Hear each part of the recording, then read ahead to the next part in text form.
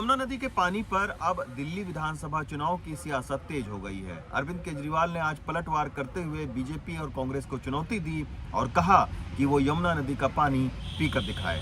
उधर बीजेपी ने अरविंद केजरीवाल पर यमुना नदी को लेकर झूठ बोलने का आरोप लगाया। जिस तरह की आज भाषा उन्होंने इलेक्शन कमीशन ने लिखी है, ये इलेक्शन कमीशन का काम नहीं है। आम आदमी पार्टी के मुखिया अरविंद केजरीवाल ने गुरुवार को चुनाव आयोग पर बड़ा आरोप लगाया। उन्होंने कहा कि चुनाव आयुक्त अपने रिटायरमेंट के लिए ये सब कर रहे हैं। ईसीआई को मैं ये कहना चाहता हूं पूरे सम्मान के साथ, उनको दिल्ली के अंदर खुलेआम पैसे बट रहे हैं वो दिखाई नहीं दे रहा। उनको दिल्ली के अंदर रोज चादरें बट रही, अभी भी बट रही है, कल शाम को भी बटी चादरें, वो दिखाई नहीं देती। हमने बताया कि पैसे किसके घर में पड़े हैं वो दिखाई नहीं देता। ईसीआई राजनीति कर रहा है। क्यों? क्योंकि राजीव कुमार को पोस्ट रिटायरमेंट 28 फरवरी को पोस्ट रिटायरमेंट उनको नौकरी चाहिए। मैं राजीव कुमार जी को कहना चाहता हूं, इतिहास उन्हें माफ नहीं करेगा।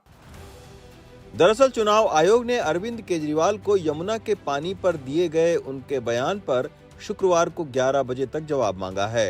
जवाब नहीं मिलने पर उनके खिलाफ कार्रवाई भी की जा सकती है। इस बीच बीजेपी ने भी आम आदमी पार्टी पर हमला बोला है। इतने छिछले स्तर के झूठ का प्रयोग किया गया जो शायद भारत पाकिस्तान युद्ध में पाकिस्तान ने भी भारत पे आरोप नहीं लगाए कि हमने उनकी नदियों में जहर मिला दिया है, मगर ये सर्जिकल स्ट्राइक का सबूत मांगने वालों ने देश के अंदर एक प्रदेश और दूसरे प्रदेश के बीच में इस प्रकार का आरोप लगाने का जो काम किया है, मेरे विचार से दिल्ली की जनता के मान सम्मान और स्वाभिमान के ऊपर भी इस बात का पूरा प्रभाव पड़ता है। शुरुआत में यमुना का मुद्दा बीजेपी और आम आदमी पार्टी के बीच में था, लेकिन फिर ये मामला दो सरकारों के खिलाफ हो गया और अब यह आयोग बनाम आम आदमी पार्टी हो चुका है। आम आदमी पार्टी संयोजक अरविंद केजरीवाल और समाजवादी पार्टी के राष्ट्रीय अध्यक्ष अखिलेश यादव एक साथ चुनावी मैदान में प्रचार करने उतरे। दिल्ली की किराड़ी विधानसभा क्षेत्र में रैली कर अखिलेश यादव ने केजरीवाल और आम आदमी पार्टी के प्रचार को रफ्तार दी। दिल्ली की रैली में अखिलेश यादव ने आम आदमी पार्टी का चुनाव चिन्ह झाड़ू हाथ में उठाकर लोगों से अरविंद केजरीवाल को जिताने की अपील की। भारतीय जनता पार्टी को ये स्वीकार कर लेना चाहिए कि देश में नकारात्मक राजनीति नहीं चल सकती है। आप पार्टी की सकारात्मक राजनीति इनको पटकनी देने जा रही है, उसी से घबराए हुए लोग हैं। इसीलिए छापा का सहारा या बांटने का सहारा या नकारात्मक नारों का सहारा भारतीय जनता पार्टी ले रही है। इस रैली की शुरुआत उसी जगह से की गई जहां उत्तर प्रदेश के मुख्यमंत्री योगी आदित्यनाथ ने भारतीय जनता पार्टी के लिए अपनी पहली जनसभा की थी। अरविंद केजरीवाल ने भी उसी जगह से जवाबी हमला किया। दिल्ली में विधानसभा चुनावों में आम आदमी पार्टी और समाजवादी पार्टी का ये साथ इस बात की गवाही देता है कि इंडिया गठबंधन बिखर गया है और कांग्रेस अकेली रह गई है। अब देखना ये है कि इस बार दिल्ली में कांग्रेस की मुश्किलें बढ़ेगी या वो आपको नुकसान पहुंचाएगी। कांग्रेस नेता राहुल गांधी ने एक बार फिर अरविंद केजरीवाल को भ्रष्ट बताया है। दिल्ली की चुनावी सभा में राहुल ने केजरीवाल के साथ मनीष सिसोदिया पर भी हमला करते हुए कहा कि दोनों ने दिल्ली में भ्रष्टाचार किया है। राहुल गांधी ने बीजेपी और आरएसएस पर भी निशाना साधा। राहुल गांधी ने दिल्ली के अपने चुनावी अभियान में अरविंद केजरीवाल और आम आदमी पार्टी के खिलाफ हमला और तेज कर दिया है। गुरुवार को बादली विधानसभा के जहांगीरपुर इलाके में चुनावी सभा में राहुल गांधी ने कहा कि पूरा देश जानता है कि दिल्ली में शराब का सबसे बड़ा घोटाला हुआ है। जिस व्यक्ति ने कहा था कि मैं दिल्ली को साफ करूंगा, भ्रष्टाचार मिटाऊंगा, यमुना में स्नान करूंगा, यमुना का पानी पीऊंगा, उसी व्यक्ति ने आप सबके सामने शराब का सबसे बड़ा स्कैम, सबसे बड़ा भ्रष्टाचार किया। यमुना पर अरविंद केजरीवाल के पुराने बयान का जिक्र करते हुए एक बार फिर राहुल गांधी ने उन्हें चुनौती दी कि वो यमुना का पानी न सही जहांगीरपुरी का पानी ही पीकर दिखा दें। बाद में राहुल गांधी ने एक्स पर एक वीडियो पोस्ट कर यमुना की गंदगी पर अरविंद केजरीवाल को आड़े हाथों लिया। वीडियो में राहुल गांधी झाग से भरी यमुना नदी में नाव से घूमते हुए नजर आ रहे हैं। आज दिल्ली की राजनीति में कुछ ऐसा हुआ जो बेहद ही कम देखने को मिलता है। एक दूसरे राज्य के सीएम के घर आज दिल्ली में चुनाव आयोग की टीम पहुंची। आज शाम को पंजाब सीएम भगवंत मान के घर चुनाव आयोग और दिल्ली पुलिस की टीम पहुंची। दिल्ली में स्थित कपूरथला हाउस के बाहर कई घंटे खड़े होने के बाद अधिकारियों को अंदर जाने की इजाजत मिली, लेकिन कुछ ही देर में वो बेरंग लौट आए। भगवंत मान के घर आई चुनाव आयोग की टीम पर भगवंत मान, आतिशी और केजरीवाल ने बयान जारी किया। दिल्ली में जहां रहते हैं कपूरथला हाउस में उनका निवास है पंजाब के मुख्यमंत्री का, उनके ऊपर शायद रेड की जा रही है। मेरे को समझ नहीं आता कि पैसे तो बीजेपी के नेता बांट रहे हैं, खुलेआम बांट रहे हैं, चादरें बांट रहे हैं, साड़ियां बांट रहे हैं, जूते बांट रहे हैं, जैकेट बांट रहे हैं, शॉल बांट रहे हैं, सोने की चेन बांट रहे हैं और रेड पंजाब के मुख्यमंत्री पे हो रही है। चुनाव आयोग की टीम सिविजिल पर मिली शिकायत के बाद भगवंत मान के घर पहुंची थी। अब जवाब आयोग को देना है कि उसे घर के अंदर क्या मिला और क्या पैसे होने की बात सही है या नहीं। संसद के बजट सत्र से पहले आज सर्वदलीय बैठक आयोजित की गई। 31 जनवरी को राष्ट्रपति द्रौपदी मुर्मू दोनों सदनों के संयुक्त सत्र को संबोधित करेंगी, तो 1 फरवरी को वित्त मंत्री निर्मला सीतारमण बजट पेश करेंगी। सर्वदलीय बैठक में संसद को सुचारू रूप से चलाने पर चर्चा तो हुई, लेकिन दोनों ओर से जारी विरोध को देखते हुए इसका असर जमीन पर शायद ही देखने को मिले। बजट सत्र से एक दिन पहले सर्वदलीय बैठक में 36 दलों के 52 नेता शामिल हुए। सरकार की ओर से रक्षा मंत्री राजनाथ सिंह, बीजेपी के राष्ट्रीय अध्यक्ष जेपी नड्डा और संसदीय कार्य मंत्री किरण रिजिजू शामिल हुए, तो विपक्ष की ओर से कांग्रेस के प्रमोद तिवारी, जयराम रमेश, सपा के रामगोपाल यादव, टीएमसी के सुदीप बंदोपाध्याय समेत कई नेताओं ने मीटिंग में हिस्सा लिया। हमने चिंता व्यक्त की, जिस तरीके से कुंभ मेले में दुर्घटना हुई, अंबेडकर जी का अपमान किया, उस पर भी हमने चिंता व्यक्त की। अमृत स्नान कराने जा रहे थे तो अमर कर दिया, भैंसा के लिए लोगों को मार दिया। ये बहुत ही गंभीर बात है, बहुत बड़ी कमी और अव्यवस्था के कारण ये सब हुआ और संख्या को छिपाया जा रहा है। बजट सत्र में सरकार 16 बिल लाने की तैयारी में है। इसमें वक्फ और इमिग्रेशन से जुड़े अहम बिल शामिल हैं। फिलहाल सरकार की मंशा राष्ट्रपति के अभिभाषण पर चर्चा और बजट को पास कराने की होगी। आज सब पार्टियों ने अपने अपने पार्टी का मुख्य स्टैंड और कुछ इश्यूज है, उन्होंने अनुरोध किया है कि पार्लियामेंट में इसका चर्चा होना चाहिए।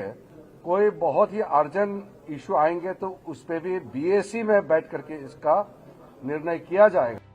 संसद का बजट सत्र 2 चरणों में होगा। पहला चरण 13 फरवरी को खत्म होगा और दूसरा चरण 10 मार्च से शुरू होकर 4 अप्रैल तक चलेगा। पक्ष और विपक्ष के बीच तनातनी को देखते हुए कह सकते हैं यह सत्र भी पिछले बार की तरह हंगामेदार ही रहेगा। नई दिल्ली से राजीव रंजन, एनडीटीवी इंडिया। सरकारी रेलवे कर्मचारियों के सबसे बड़े संगठन All India Railway Men's Federation ने मांग की है कि वित्त मंत्री निर्मला सीतारमण इस साल के बजट में 1 जनवरी 2026 से लागू होने वाले 8वें वेतन आयोग के लिए जरूरी फंड्स का भी इंतजाम करें। वित्त मंत्री निर्मला सीतारमण को अपने बजट भाषण में 1 जनवरी 2026 से लागू होने वाले 8वें वेतन आयोग के लिए जरूरी फंड्स के आवंटन का ऐलान करना चाहिए। एनडीटीवी से बातचीत में रेलवे कर्मचारियों के सबसे बड़े संगठन All India Railway Men's Federation के महासचिव शिव गोपाल मिश्रा ने ये महत्वपूर्ण बात कही। मेरा पूरा मानस कहता है कि इन्होंने कह दिया है और 1 जनवरी 2026 से इसको लागू होना है, तो ये पूरा प्रयास करेंगे कि नवंबर तक रिपोर्ट जो है वो रेडी हो जाए। अगर ये करना है तो इनको बजट में उसके लिए पैसे का आवंटन भी रखना पड़ेगा। रेलवे कर्मचारियों को उम्मीद है कि वित्त मंत्री पर्सनल इनकम टैक्स रेट में भी राहत का ऐलान करेंगी। टैक्स का बोझ जो है वो हर तरीके से कर्मचारियों पर बढ़ता जा रहा है। वैसे तो कुछ देश की जनता पर भी बढ़ रहा है जीएसटी की वजह से, लेकिन टैक्सेस में चूंकि कर्मचारियों को टैक्स तो देना ही देना है, तो इसलिए उनके ऊपर इसका बहुत भार बढ़ रहा है। तो मुझे लगता है कि कुछ रिलीफ टैक्स के माध्यम से जरूर आएगा। Personal income tax rate, personal income tax के मसले पर बीपीएससी अभ्यर्थियों का आंदोलन बिहार सरकार के लिए नासूर बन गया है। 45 दिनों से धरना बदस्तूर जारी है। रह रह के यह आंदोलन उग्र रूप ले लेता है। छात्र अपनी मांग पे अड़े हुए हैं कि बीपीएससी की पुनर्परीक्षा हो। वहीं सरकार ने अपना रुख साफ कर दिया है कि पुनः परीक्षा का सवाल ही नहीं उठता। मामला अब अदालत में है और छात्र इस उम्मीद में हैं कि उन्हें अदालत से कोई राहत मिल जाए। बिहार में बीपीएससी अभ्यर्थियों का बवाल थमने का नाम नहीं ले रहा। आज 45वें दिन एक बार फिर बीपीएससी अभ्यर्थियों ने पटना के बेली रोड पे बीपीएससी ऑफिस का घेराव किया और घंटों तक यातायात को बाधित रखा। मांग वही पुरानी, बीपीएससी की परीक्षा रद्द हो और पुनर्परीक्षा लिया जाए। प्रशासन हम लोग को जाने नहीं दे रहा है। ये कहाँ का अन्याय है। और हमारी सरकार से मांगे हैं कि जो हमारी मांगे री एग्जाम और कुछ हमारी मांगे पूरी होना चाहिए। क्या नाम हुआ आपका? नीतीश कुमार। क्या नाम हुआ? नीतीश कुमार। वही सरकार अपने रुख पे अड़ी है और बीपीएससी के पीटी एग्जाम का रिजल्ट जारी कर दिया गया है। सरकार का मानना है कि कहीं कोई गड़बड़ी नहीं हुई है और परीक्षा अपने पूर्व निर्धारित समय पर होगी। आप लोग सबको कल आपका कोर्ट का जजमेंट आने वाला है। ठीक है, वो मानते हैं। मतलब है कि आपको कोर्ट पे भरोसा नहीं है। कोर्ट पे भरोसा, हाई कोर्ट पे तो दम नहीं है। आप लोग पीछे जाएंगे। हाई कोर्ट पे भरोसा तो आपको कोर्ट पे क्योंकि आज तक बीपीएससी का भी कोर्ट में नहीं आ रहा है। आपको प्रशासन पे भरोसा नहीं है। आपको प्रशासन पे भरोसा है। प्रशासन पे भरोसा है। आपने भरोसा दिया था मैम। मामला अब अदालत में भी जा पहुंचा है और इसमें सबको इंतजार है पटना हाई कोर्ट क्या रुख अपनाती है ताकि इस मामले का कोई स्थायी हल निकल सके। पटना से प्रभाकर कुमार, एनडीटीवी। मध्य प्रदेश सरकार वक्फ बोर्ड की संपत्ति का फिजिकल वेरिफिकेशन कराएगी। सरकार ने सभी जिलों के कलेक्टरों से जानकारी मंगाई है। दरअसल मध्य प्रदेश वक्फ बोर्ड की 90% जमीन पर अवैध कब्जा है।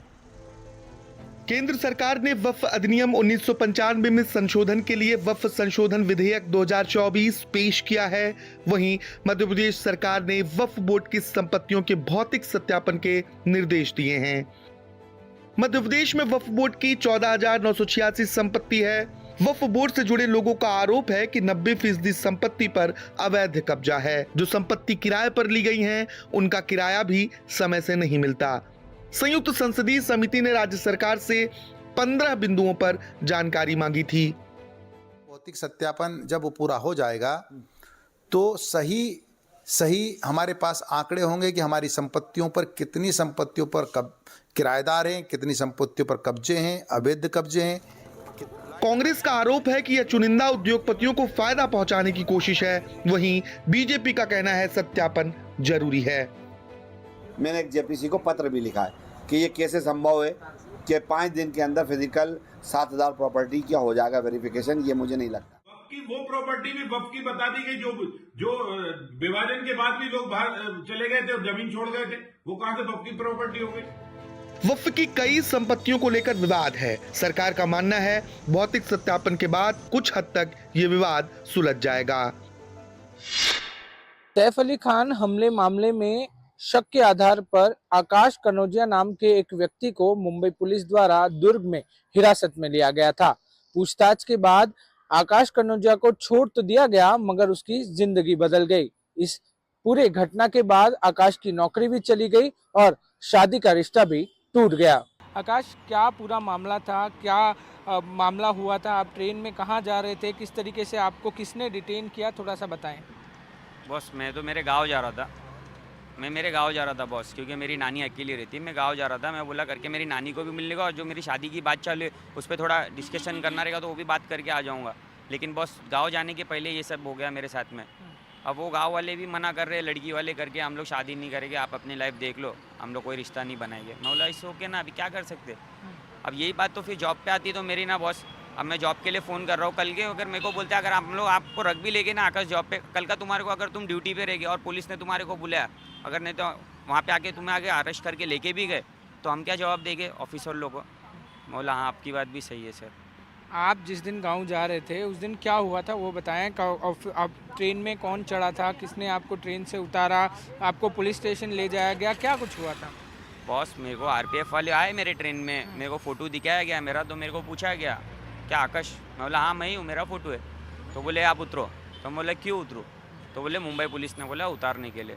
बोले ठीक है, क्योंकि मुझे पता है आरपीएफ लोग का उनका काम ही रहता है यही करना, तो उन्होंने बोला ठीक है। मैं बोला चलो जाते।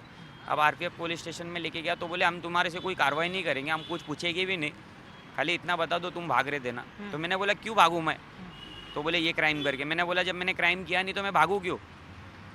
अगर आपको ऐसा लगता है तो आप बोले ना मुंबई पुलिस आएगी, बुलाओ मुंबई पुलिस से मैं बात कर लेता हूँ। माइक्रो फाइनेंसर्स की नकेल कसने के लिए कर्नाटक सरकार ने ऑर्डिनेंस लाने का फैसला किया है। इस बीच माइक्रो फाइनेंसर्स से तंग आकर एक महिला ने अलग ढंग से अपनी बात रखी है। उसने मंगलसूत्र कर्नाटक के गृह मंत्री को भेजा। ये मंगलसूत्र रायचूर से एक महिला ने कर्नाटक के गृह मंत्री जी परमेश्वर को भेजा। एक मंगलसूत्र जिला कलेक्टर को भी भेजा गया। सभी ने अपने मंगलसूत्र की रक्षा की गुहार लगाई है। ये सब गांवों और छोटे शहरों के साहूकारों से प्रताड़ित है।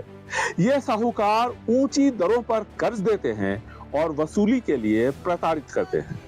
बताया जा रहा है कि बीते कुछ दिनों में इनके डर से कर्नाटक में एक अनुमान के मुताबिक 14 लोगों ने आत्महत्या कर ली।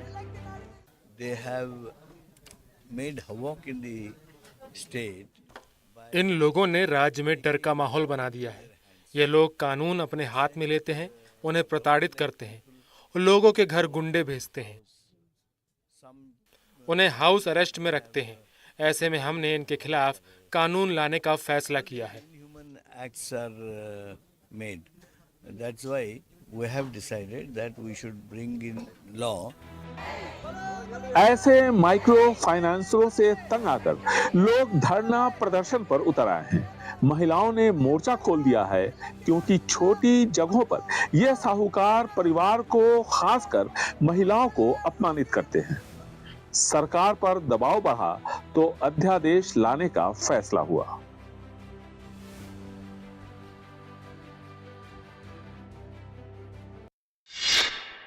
जलवायु परिवर्तन एक गंभीर मुद्दा है।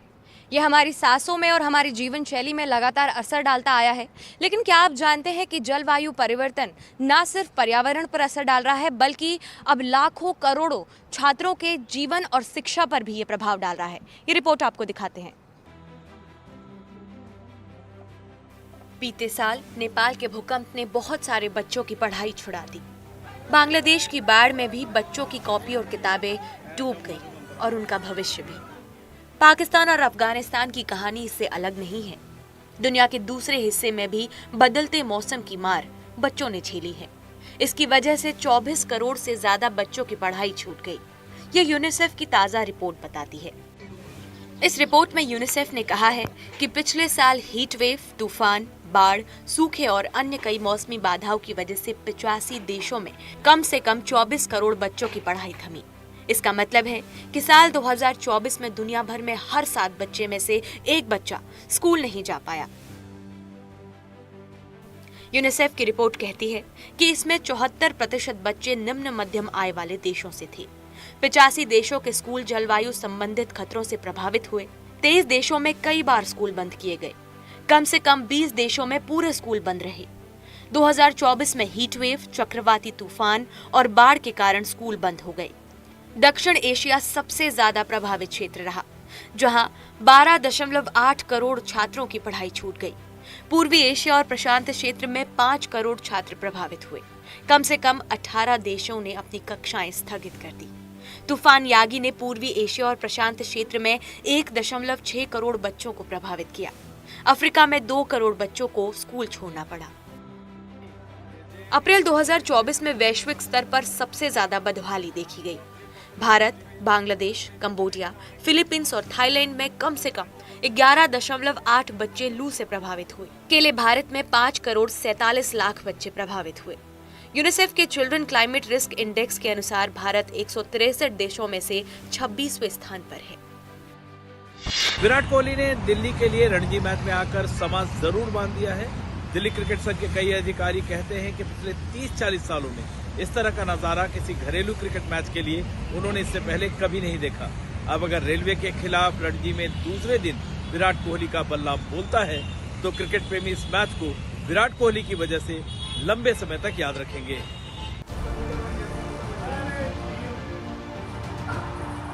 बेशक विराट कोहली बीसीसीआई की गाइडलाइंस की वजह से 12-13 साल बाद दिल्ली के अरुण जेटली स्टेडियम में रणजी मैच के लिए आए, लेकिन अपने साथ बेशुमार रौनक भी लाए। दिल्ली रणजी के अधिकारियों ने कहा कि किसी डोमेस्टिक मैच के लिए इतनी भारी भीड़ इससे पहले उन्होंने शायद ही कभी देखी हो। सुबह 6 बजे से ही स्टेडियम के गेट्स पर फैंस का तांता लगा रहा। थोड़ी अफरा तफरी भी जरूर मची। विराट की वजह से एक घरेलू मैच को देखने तकरीबन 15,000 लोग स्टेडियम आ गए। बच्चे, बूढ़े, औरतें, सब में विराट का अलग ही जलवा नजर आता है। विराट के फॉर्म से इन्हें शायद ही कोई फर्क पड़ता हो। कोहली का कद हर मैच में इनकी उम्मीदों का आसमान और विराट कर देता है। रणजी मुकाबले के पहले दिन रेलवे के बल्लेबाजों ने करीब 250 रन बनाकर विराट की बैटिंग के लिए बेताबी और बढ़ा दी है। दूसरे दिन अरुण जेटली स्टेडियम में अधिकारी फैंस के सैलाब की उम्मीद करने लगे हैं। दिल्ली से विमल मोहन, एनडीटीवी इंडिया के लिए।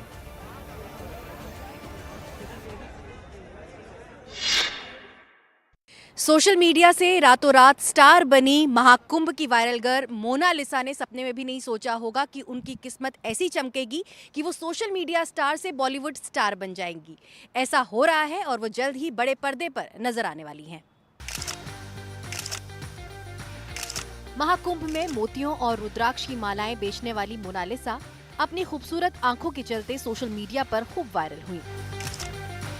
मोनालिसा के साथ तस्वीर खिंचवाने और उसे देखने के लिए कतारें लगने लगी। लेकिन अब ये कतार सिर्फ महाकुंभ या फिर उसके घर तक सीमित नहीं रहने वाली हैं। दरअसल मोनालिसा को टिकट टू बॉलीवुड मिल गया है। श्रीनगर, काशी टू कश्मीर, गजनवी जैसी फिल्में बनाने वाले निर्देशक सनोज मिश्रा ने अपनी अगली film the diary of Manipur के लिए मोनालिसा को बतौर लीड एक्ट्रेस साइन कर लिया है। दरअसल मैं मोनालिसा जी से मिलने के लिए प्रयागराज भी गया था, लेकिन चूंकि वो लोग वहाँ से आ गए थे और उनके पिताजी जय सिंह जी से मेरी बातचीत हो रही थी। जैसा कि मैंने प्रॉमिस किया था कि मैं इस लड़के को अपनी फिल्म के जरिए देश दुनिया को दिखाना चाहूँगा, तो उस मकसद को पूरा करने के लिए आज मैं आया। बंजारा समुदाय के लोगों के सपने हैं और एक बड़ी जिम्मेदारी है। मैं अपनी फिल्म के जरिए उसको लॉन्च करने जा रहा हूँ और मैं चाहूँगा कि उसका करियर बहुत आगे जाए। अगर मम्मी पापा परमिशन देंगे तो जरूर जाएंगे। मोनालिसा की सादगी से प्रभावित होकर सनोज ने ये फैसला लिया। फिल्म का बजट 20 करोड़ रुपए है और खबरों की माने तो मोनालिसा को फिल्म के लिए 25 लाख रुपए बतौर फीस मिलेगी। फिल्म की शूटिंग अगले महीने से मणिपुर, दिल्ली और लंदन में होगी और अक्टूबर में फिल्म रिलीज भी हो जाएगी।